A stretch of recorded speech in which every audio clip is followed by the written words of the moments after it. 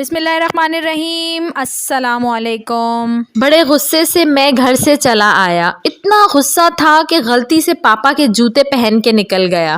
میں آج بس گھر چھوڑ دوں گا اور تبھی لوٹوں گا جب بہت بڑا آدمی بن جاؤں گا۔ جب موٹر سائیکل نہیں دلوا سکتے تھے تو کیوں انجینئر بنانے کے خواب دیکھتے ہیں۔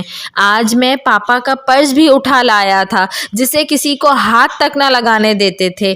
مجھے پتا ہے اس پرس میں ضرور پیسوں کے حساب کی ڈائری ہوگی۔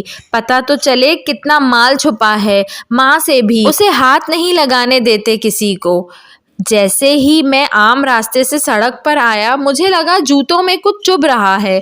میں نے جوتا نکال کر دیکھا، میری ایڑی سے تھوڑا سا خون رس آیا تھا۔ جوتے کی کوئی کیل نکلی ہوئی تھی۔ درد تو ہوا پر غصہ بہت تھا اور مجھے جانا ہی تھا گھر چھوڑ کر۔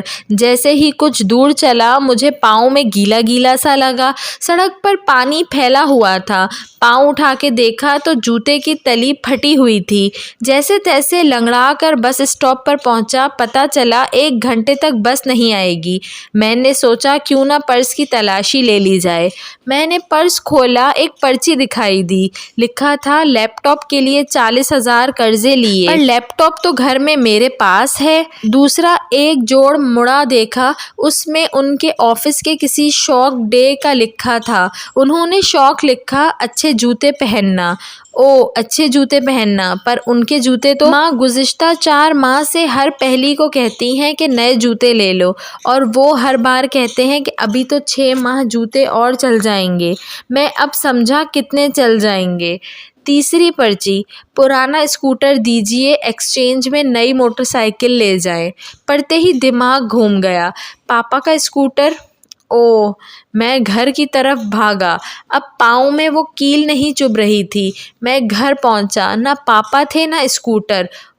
نہیں، میں سمجھ گیا کہاں گئے۔ میں بھاگا اور ایجنسی پر پہنچا۔ پاپا وہیں تھے۔ میں نے ان کو گلے سے لگا لیا اور آنسوؤں سے ان کا کندھا بھیگ گیا۔ نہیں پاپا نہیں، مجھے نہیں چاہیے موٹر سائیکل، بس آپ نئے جوتے لے لو، اور مجھے اب بڑا آدمی بننا ہے، وہ بھی آپ کے طریقے سے۔